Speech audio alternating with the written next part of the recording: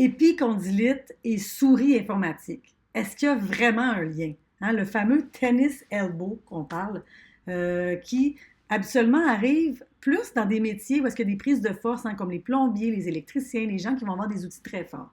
Donc, dans cette capsule, je vous explique le lien entre les deux et quelques petits trucs pour essayer d'éviter de développer une épicondylite quand on fait du travail de bureau.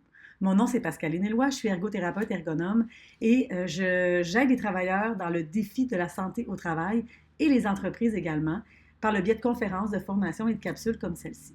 Donc, l'épicondylite, on sait, hein, c'est l'inflammation du tendon ici qui attache les muscles de la main, en fait, vers le coude.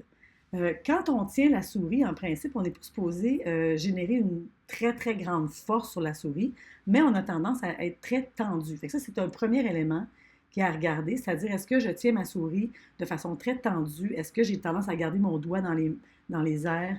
On va voir très, très bien la tension qu'il va y avoir dans le dos de la main. Le deuxième élément, c'est que c'est sûr que la position neutre du coude, c'est vraiment avec les pouces dans les airs, hein? D'où les fameuses souris ergonomiques qui vont aller répondre un petit peu à ce positionnement-là, mais qui ne sont pas toujours utiles pour tous les types de tâches qu'on a à faire. On a des souris plus standards qui ont une certaine inclinaison, comme les souris de gamer, entre autres, qui vont avoir une inclinaison à 70, qui va aller ouvrir un petit peu plus la main vers le haut et qui va détendre un peu ce tendon-là. Un des trucs que j'ai, c'est de permuter les boutons.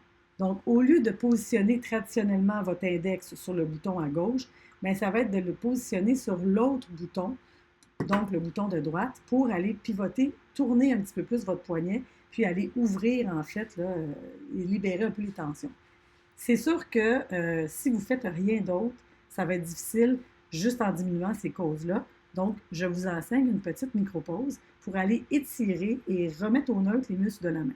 Quand on fait un étirement, c'est important de le maintenir un 8 à 10 secondes et de ne pas faire de gestes brusques. Donc, en étirant adéquatement, comme il faut, votre bras en gardant le coude bien tendu, vous allez aller pousser sur votre main pour aller étirer le tendon qui s'attache au niveau du coude. On le maintient, on respire bien et on attend un 8 à 10 secondes dans une position où c'est relativement confortable pour le faire. Ensuite, on veut aller tirer l'autre côté. Hein? On va toujours aller faire ça de façon symétrique. Donc, si je me place devant vous, on va aller tirer l'autre côté, encore un 8 à 10 secondes pour s'assurer que c'est bien étiré. Et on va faire ça des deux côtés. On peut aussi secouer les mains, s'assurer de détendre la main et essayer de lâcher votre souris le plus souvent possible en utilisant, par exemple, les raccourcis clavier. OK? Donc, très important de vérifier la tension dans votre main, la position de notre main, essayer de permuter les boutons, relaxer et intégrer des petits étirements au niveau des muscles de l'avant-bras et de la main.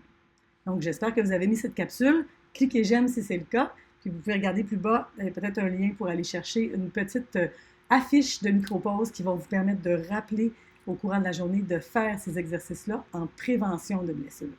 Merci et à bientôt!